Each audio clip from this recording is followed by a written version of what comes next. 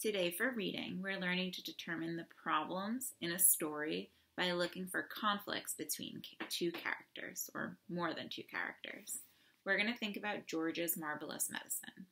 First, let's think about the characters in this story. There are two main characters that are in the whole entire story. So we have George and we have Grandma, George's grandma. Now let's think about their conflict. George and his grandma don't get along.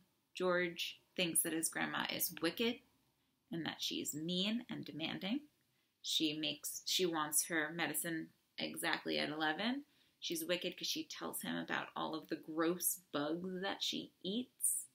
Kind of grosses him and freaks him out. Let's think about George's grandmother, how she feels about him. She thinks that he's mischievous, that he's going to get into trouble, and that he doesn't really focus or pay attention, and he's a little bit sneaky. We know that because of how George felt about his grandma, that he didn't like her, that he created this crazy medicine. Today, the read aloud that should have come out is Grandma Gets the Medicine. If you haven't listened to that read aloud, pause this video and go listen to it now. In that chapter, we learn what happens when George gives his grandmother the medicine.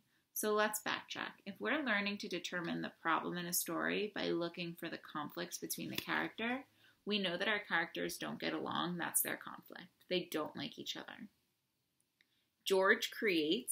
Because they don't like each other, George creates this crazy medicine for his grandma to take. And now we have our problem in our story. Again, if you didn't listen to the chapter, I would go back and listen to it.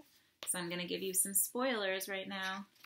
George's grandmother, when she takes the medicine, she flies up in the air. She says, "Call the fire department," because there's a fire in her stomach. She balloons up and puffs up and bulges up. And then somehow she goes back to her size, but then becomes really tall. So tall, in fact, that her head goes through the ceiling. So because of this conflict, George and his grandmother not liking each other, George created this medicine, which now creates a problem of Grandma's head is through the ceiling. Your job today is going to be to read your own book. And as you read, I want you to notice the conflict between your characters. It might be something that you can see, like George's grandmother's head flying right through the ceiling, going right through it.